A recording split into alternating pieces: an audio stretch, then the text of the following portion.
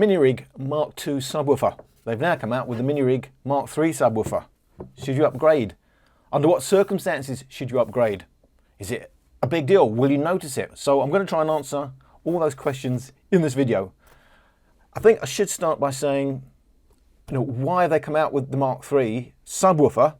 Because when we had the Mark III Minirig, well, I personally went on support and asked them, is there a subwoofer to come out with the Minirig itself? And they said, there's nothing imminent, and they didn't give me any clues that anything was in the planning. And they said, when they made the Minirig Mark III, they kept in mind the Mark II subwoofer, basically saying it still matches the Mark II subwoofer. And I'm not saying it doesn't. However, they've now come out with the Mark III. So if the Mark II was made to go with the Mark III, if you're following me, why would you get the Mark III? And so I'm going to answer those questions in this video. But however, as it's specifically about these two subwoofers, I should start by saying, what are the differences between the old Mark II and the new Mark III? One interesting fact I will point out is I bought two of the same color. I bought two blue ones. However, if you look very closely, they're actually different shades of blue. So I don't know if that's intentional or quality control or what, but actually it's quite handy because I can tell the two apart. However, I didn't expect them to actually be two different shades of blue. I've got a dark blue and a light blue. First of all, what hasn't changed? They are still the exact same size. We're still talking the same enclosure. Same size casing, it's the same weight, 875 grams. We still have two input outputs. So each of those jacks on the other side allow for input and output. So it's good for daisy chaining. So you can pass on a pure signal from the subwoofer onto another speaker. But you can also use it as an input from another speaker. And you can use it both as an input and output. Is the point. It's quite clever. That hasn't changed. It's still anodized aluminium on the casing, and it's still high impact ABS on the two ends. And as everybody knows, ABS is thermoplastic polymer. So that's what's the same. So what has changed? First and foremost, new Mark III subwoofer is 40 watts. The Mark II subwoofer, 30 watts. And there's your first clue, because the Minirig Mark III, 40 watts. The Minirig Mark II, 30 watts. So there's your first clue about speaker matching. 30 watts, 30 watts, 40 watts, 40 watts. We'll also now get increased input and output amperage. So 900 milliamps input output. So as that means 900 milliamps to charge. And as you can use it as a power bank, that's also an output. So 900 milliamps, now 1500 milliamps. So most notably, that means a big decrease in charging time, said to be 4 to 5 hours versus 8 to 9 hours on the Mark II. That's a big deal. If you've run your subwoofer down, don't really want to be waiting 9 hours, basically the whole day, to be able to use it again. 4 to 5 hours makes it usable within the same day. So battery life has changed. Oh my God, you now get less battery life with the Mark III subwoofer. Now set to be a maximum of 8 hours, whereas we've got 10 hours on the Mark II. But hang on a sec, that's because it now plays at 40 watts and not 30 watts. If you still play it at 30 watts, it's the same battery life, isn't it? It's still going to be 10 hours. So I'm just saying, case in point, so Minirig being very open and honest and not trying to play with the marketing as some companies would do, and they're saying, look, it's only 8 hours now, 10 hours on the other one, but yeah, it's because it's going louder. So please take into account all aspects of the speaker that, come to be why you have a certain battery life. The other notable difference between the Mark III and the Mark II, on the Mark III, said to be a double neodymium magnet. So by that token, you can say that's a single, whatever your definition of a single and a double. The be all and end all of that means is you've got more magnet with other things remaining equal. So basically, it appears to be the same driver, larger magnet, a larger magnet, with all things being equal means more driving force for that speaker. So 40 watts, upgraded magnet. So better hardware again. The other noticeable difference in the headline features, and I'm saying as printed on their website, 48 to 120 hertz officially, although it doesn't say plus or minus 3 decibels. Obviously, you're hoping that it's within the, recognized specs. 48 to 120 hertz, but 48 to 150 hertz on the Mark II. Again, people who just looking at headline figures are thinking, oh, I'm going to get into Mark II. It plays into the higher frequencies. This rolls off earlier. But of course, it's all about matching the Mark III. So basically what they're saying is you're getting more bass on the Minirig Mark III compared to those green Minirig Mark IIs. Therefore, it doesn't need to go as high into the frequency range to be a match with the speaker. Because when you play the Mark II, to my ears, it's quite punchy. It's over punchy. That's telling me there's an overlap in the frequencies. And going by their figures, they're saying 120 to 150 hertz is the overlap. And so you're getting a little bit too much punch if you're looking at a balanced frequency response. So the EQ on paper appears to be a better match for the Minirig Mark III. So looking at bare specs, what we are expecting is a more balanced frequency response when you are playing the two speakers together, the subwoofer and the Mark III. It may sound less punchy. You're hoping there's going to be some more bass extension. However, those bare figures that they're giving you, both from 48 hertz, suggest, hang on a sec, it's not going any deeper. So are they being overcautious? Going to try and answer that in this video. We'll say, if you're coming to Minirigs for the first time, when you get your subwoofer, it's going to come in a nice little box like that.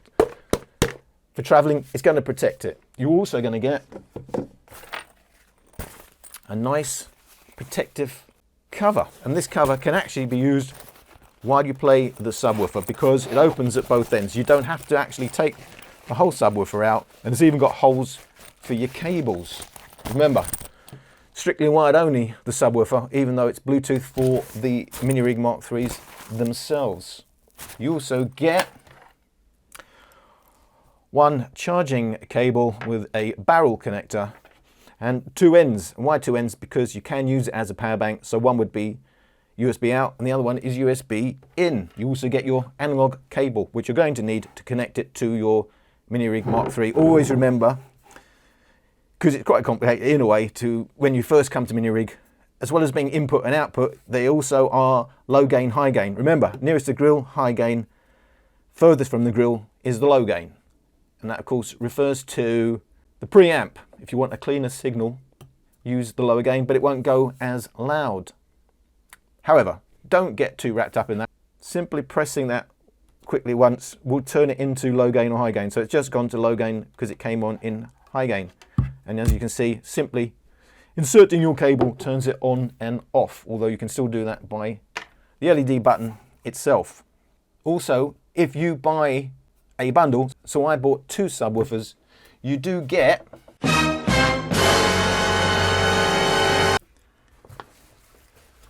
this handy rucksack for no extra money. I think they're like 25, 30 quid or something if you buy them separate. Now, it is a rucksack. You can put your stuff in it, and on the outside you can of course carry up to 4 Minirigs themselves, 1 subwoofer. So for me, not that practical because A, I can't use it as a 2.2 system, or I'm not really going to carry 4 Mark IIIs around, and I find it a bit fiddly if I'm really going to use it in that way. So it's okay for transportation. For me, I don't personally use them, and quite honestly, if anyone is desperate for a rucksack, you can let me know and you can have mine because this is the second one I've got. So, the world's smallest portable subwoofer. That's the headlines. Is it a true subwoofer? How deep does it go? How loud does it go? My first little clip is just getting a handle on the differences between the two subwoofers. I'm trying to get a handle on how they differ up the volume scale and what are the actual frequency responses between the two. Because obviously on paper, according to the Minirig, they're both only going down, I say only, it's still pretty neat, isn't it, down to 48 hertz, but still, you would have hoped a bit more bass extension on the Mark III, not according to their specs on the website. So taking the subwoofer in total isolation, I'm not playing it through the Minirig Mark III, playing it directly wired to my phone. I'm using test tones, so the app is not involved at all. In its purest form, the Mark III sub, 33%, is not playing louder, but it's playing deeper. So at equivalent lower frequency, it's playing louder. For instance, we take 60 Hz, 72.5 on the Mark II, it's now 74.5 on the Mark III. It's 2 decibels louder. It goes about 7 Hz deeper. So if we take the frequency range, plus or minus 3 decibels, we're going from about 74.5 to about 68.5. We're talking around 45 Hz, smidgen under, to about 110 Hz on the Mark III, just over 50 Hz, about 52 Hz to about 170 Hz on the Mark II. Now remember, the Mark III is made to go with the Minirig Mark III. The Minirig Mark III holds on to more bass than the Minirig Mark II. Therefore, to match the sub with the Minirig Mark III, the new sub does not play into the high frequencies in the way the Mark II does. So it's giving it a smoother frequency response in a 1.1, 2.1, 2.2 system. So it's really not about how far does it extend, it's more about does it go louder, does it extend deeper. So playing at 33%, it's going deeper, and the lower bass region is louder, 66%. Now it's a bit different. Now it really is playing louder. It just doesn't extend quite as high as the Mark II. We're still talking around 45 Hz to 110 Hz for the Mark III, about 50, just over 50 Hz to 170 Hz on the Mark II. But at all equivalent lower bass frequencies, the Mark III is louder than the Mark II. In using test tones, it's about 2 to 3 decibels louder. Stressing, this is without using the app and without going through the Minirig Mark III itself, where you're going to have processing involved. Flat out, 100% volume. And yes, the 40 watt Mark III goes louder than the 30 watt Mark II. On these measurements, we're talking around 3 decibels at the 60 Hz mark louder for the Mark III, which is a lot. And it's still extending deeper than the Mark II.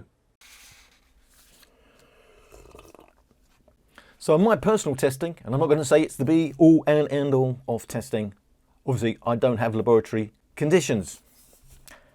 However, I would say on my own personal testing, it does seem that the Mark III goes 5 to 7 Hz deeper than the Mark II, and the frequency overlap is a bit different. It's a bit more than they were saying. Was 120 on one, 150, so about 30 Hz difference between the two subs on their figures. Mine more like about 60 Hz, so less of an overlap and going deeper.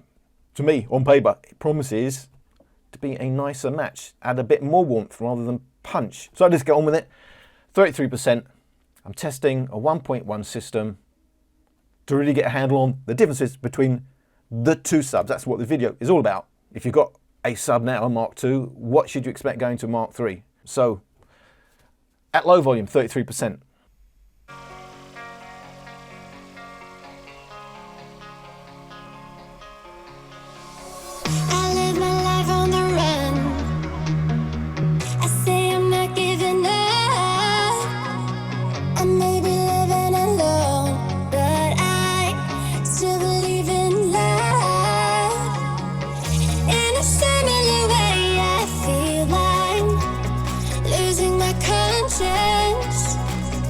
Traveling for days without my knowledge of provenance. Throughout my life, you called me a renegade. Oh, wow. Through all my lows, you said we could start again, but I'm a renegade of your love. Oh, but I'm a renegade of your love.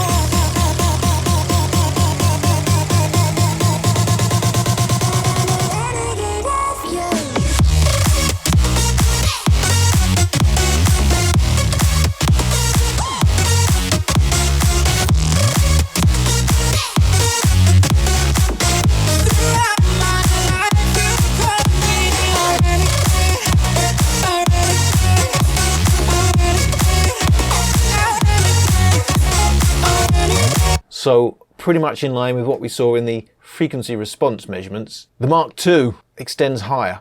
So if you're looking around the 150 to about 200 Hertz mark, The Mark II is a little bit stronger, a little bit more punchy, but the Mark III, we're looking below the 80 Hertz mark.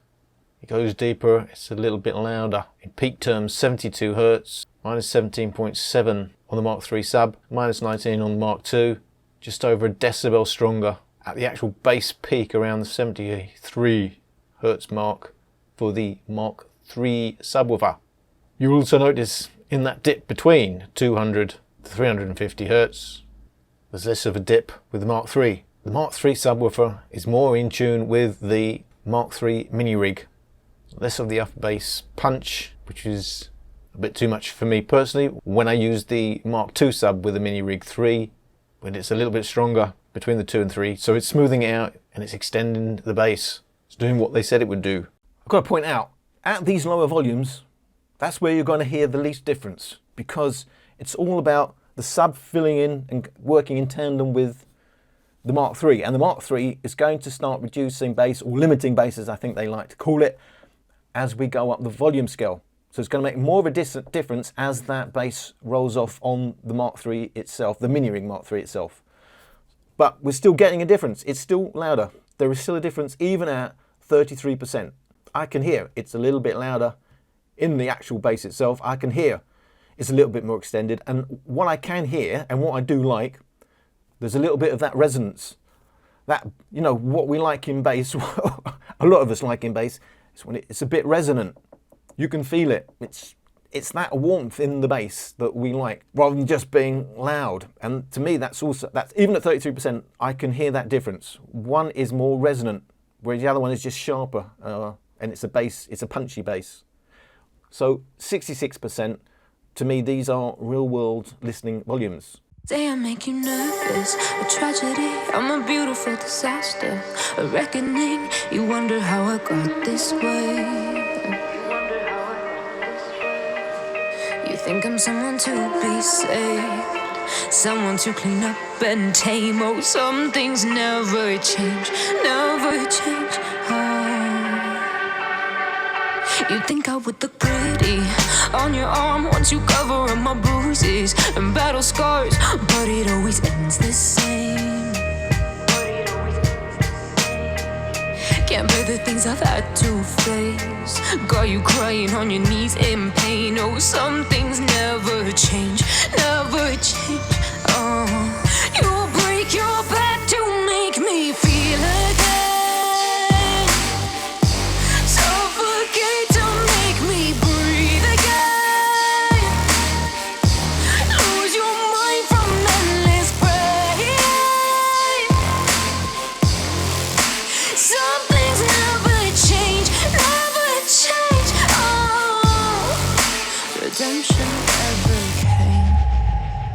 I stopped asking for forgiveness, cause you should know only fools tread with the angels.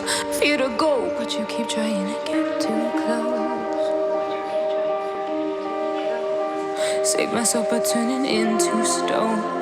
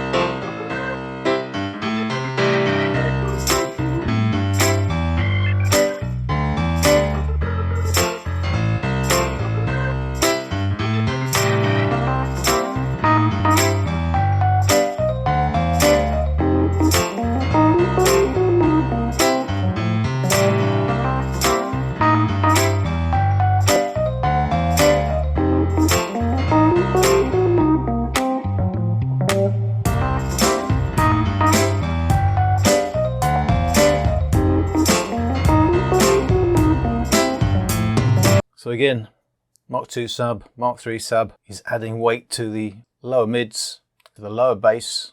You can see how much stronger it is between the about 50 and 80 hertz mark. 80 to 50, Mark III, Mark II. Mark III at 60 hertz is 2 decibels louder than the Mark II. And then again, the Mark II still has a bit too much weight, upper bass, 2 to 350, where there's too much of a dip. The Mark III is smoothing that out. So again, it's adding weight, it's extending the lower end, it's giving a smoother frequency response right across the range when paired with the Mark III Minirig, whereas the Mark II is a little bit out of step with the Mark III Minirig. It was made for the Mark II Minirig.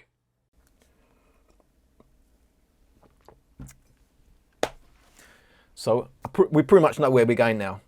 We know the difference between the Mark III and the Mark II is not, oh my God, but it's, oh, that's nice, I like that, that's better. It's for you to decide if it's worth, if you've got the Mark II, you're going to have to decide if, oh, that's nice, I like that, is that worth another £140? Although it's not really going to cost you £140, of course, if you eBay your Mark II. So definitely makes a difference. You definitely can hear it. However, in these recordings you may not hear it, depending on what you're listening to, because remember, the difference is all in the bass, and it's the deep bass. There's no change in the sounds on the Mark IIIs themselves, so depending on what you need to be listening on something that's capable of playing those deep 50 hertz, 60 hertz, 70 hertz sounds anyway. So, all right, a maximum volume, all out. What do we get?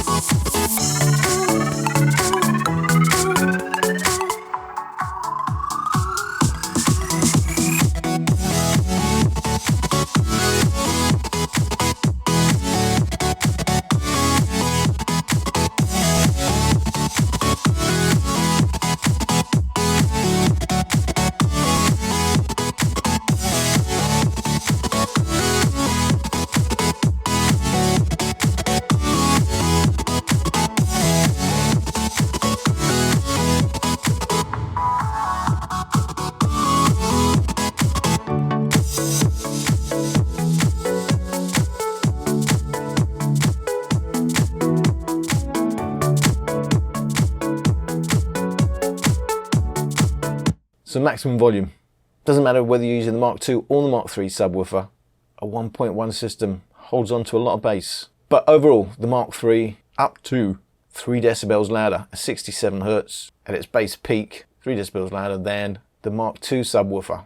And it's stronger all along, 40 hertz right up to about past 400 hertz actually, Mark II, the Mark III. So the Mark III adds substantial weight. I say substantial, but in some ways it's subtle, because overall at 40 hertz and 50 hertz it's 1 decibel louder. It's not quite the 3 decibels of the bass peak, but it is extended enough up that frequency range. Adds noticeable warmth at maximum volume if you're listening at maximum volume.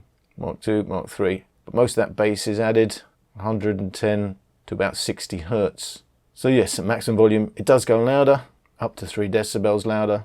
In terms of the 1.1 system with the Mark III subwoofer, you're talking half a decibel louder than the Mark II. In terms of absolute peaks, just under a decibel louder for the Mark III versus the Mark II.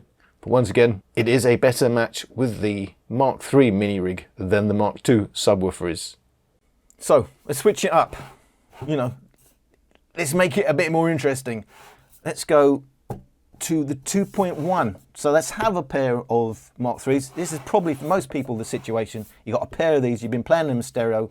You've already got the Mark II because you want to have a nice 2.1 system, a nice bit of bass, but you still want the stereo. So you've got an ear for your music. You like it a bit hi-fi-ish. Are you going to get the Mark III? Let's switch it up. 2.1, 66%. down to the ground. You're dragging me. It's constantly. No, I won't make a sound. I love the pain. It sets me free. It's wrong, I can't make right. I love the burden below you. Telling myself that this is the last. It's wrong, I can't make right. Slipping off in the moonlight when I knew the truth. I hurt myself for you. On the ground, I know the truth. I know the truth. Ooh, now I'm on the ground. I know the truth.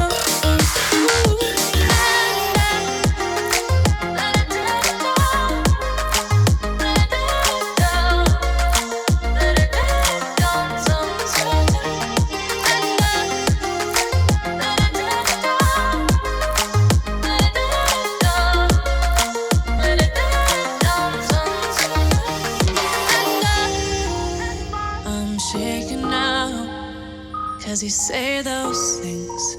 Stuck on your memory, but it's not like I need it.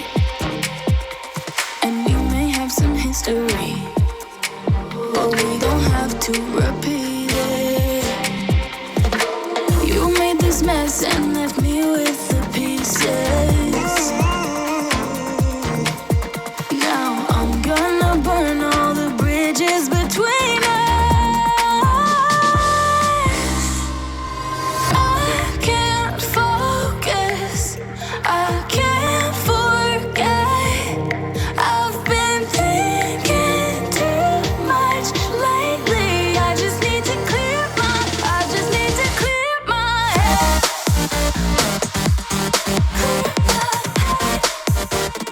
I just need to clear my head. I just need to clear my head.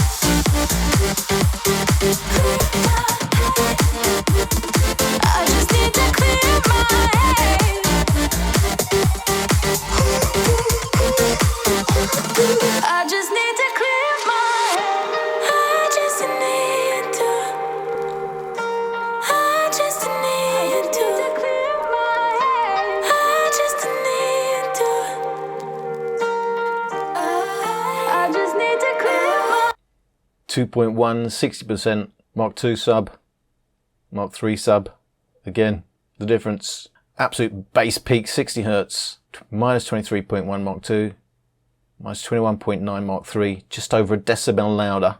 In a 2.1 system at 60% volume, switching straight from the Mark II subwoofer to a Mark III. But again, it's not about just going louder, which it is. It's adding a bit more weight down the lower mid bass. So there are no real surprises. It is nice. It's a nice upgrade. It goes deeper, it's more resonant. It does make your bass louder, but it doesn't make it more punchy, and I've got to point that out. That's what I found off-putting between the Mark II and the Mark III, is over punchy. It's the upper bass, and I don't really like that, especially when it's out of whack with the rest of the frequency range. Right, let's go full on 2.2. That means we can play these at maximum volume and still be balanced. And then when you go to 2.2, you're separating out left and right channels, although stereo bass is a highly debated subject. So I'm not saying particularly, and it depends on the track and how it's recorded, I'm not saying just separating out left and right bass brings benefits. However, you're getting the benefits of, being able to separate the two speakers out quite wide, giving you more options in your portability, and obviously playing cleaner and louder. But in terms of it's better because it's stereo bass, there are a lot of things to consider with that. So some people will say it is or it isn't, and it depends on how the track was recorded. So 2.2, 66%. I think the girls with their nails done now.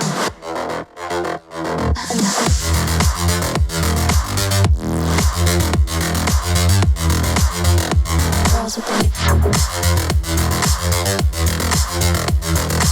nails done.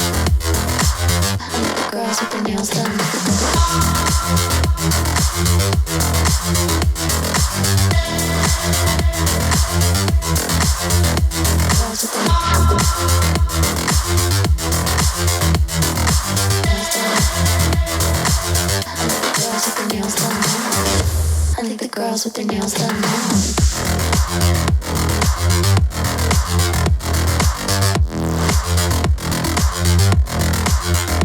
Girls with their nails done. Girls with their nails done.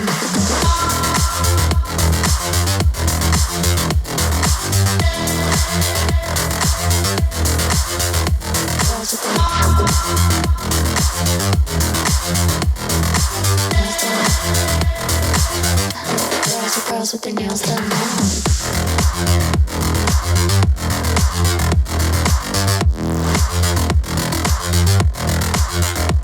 Girls with their nails done now.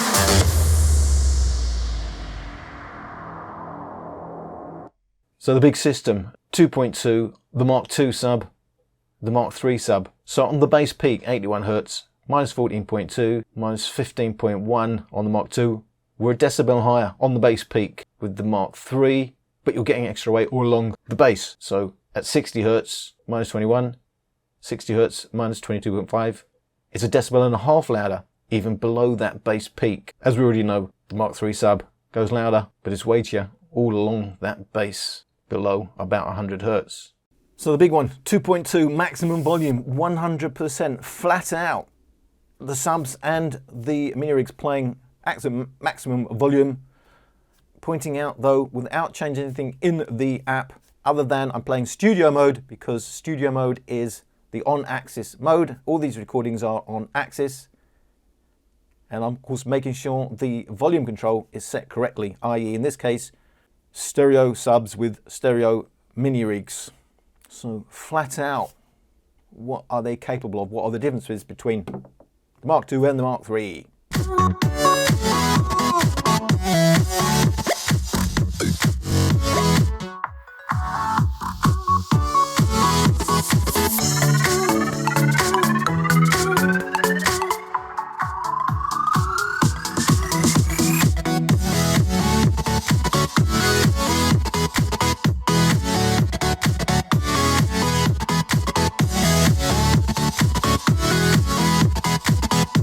So flat out, 2.2 system, 100% volume, the Mark II sub, the Mark III sub. We've ended up with, when we go flat out, 2 new subs against 2 of the old Mark II subs. In terms of absolute peaks, because the absolute peak isn't really in the bass, there isn't that much in it. 111.1, 111.4 for the Mark III sub, but it's slanted because there's still a little bit of roll off, even with 2 subs, 100% volume. Just to show you that quickly, this is the original track, and you can see this peak, this double little peak around 170 Hz.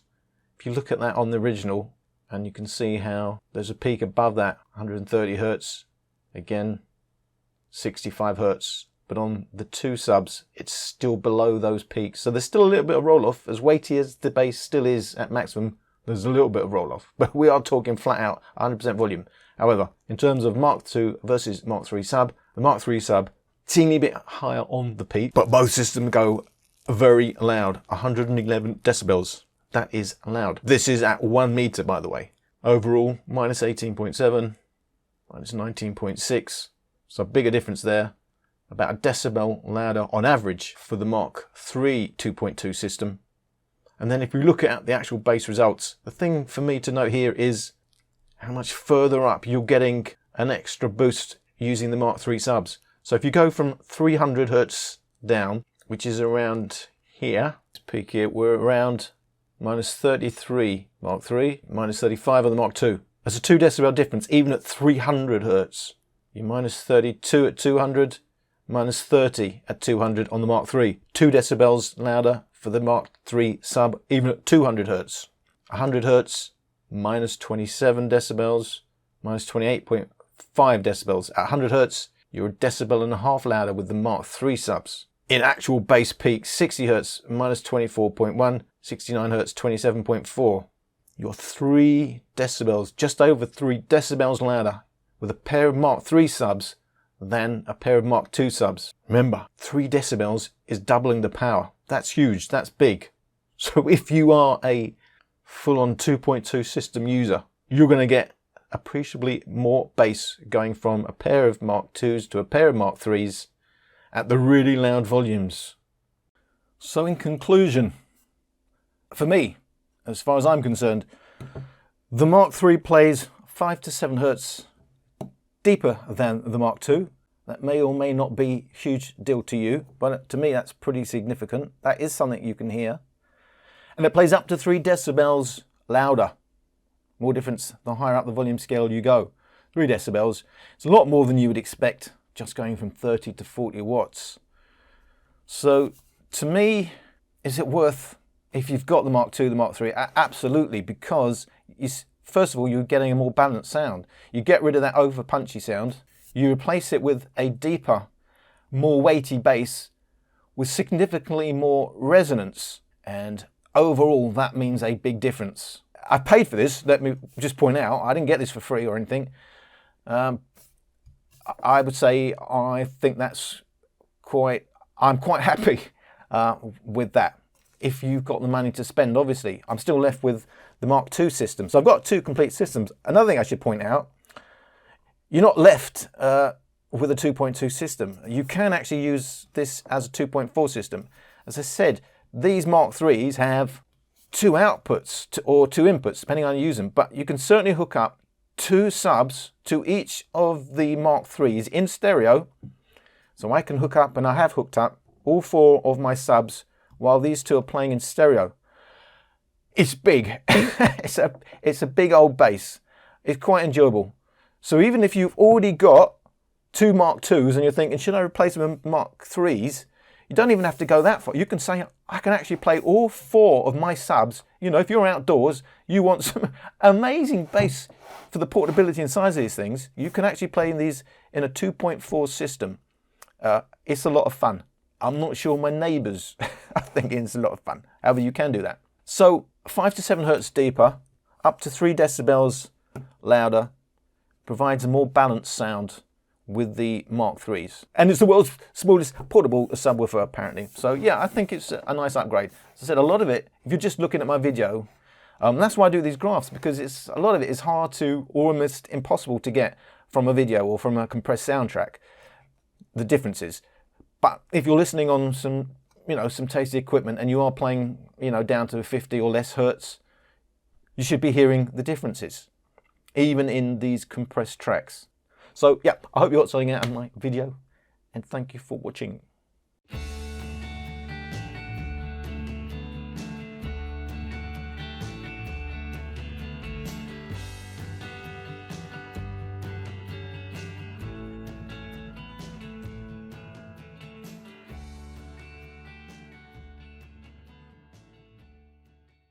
UK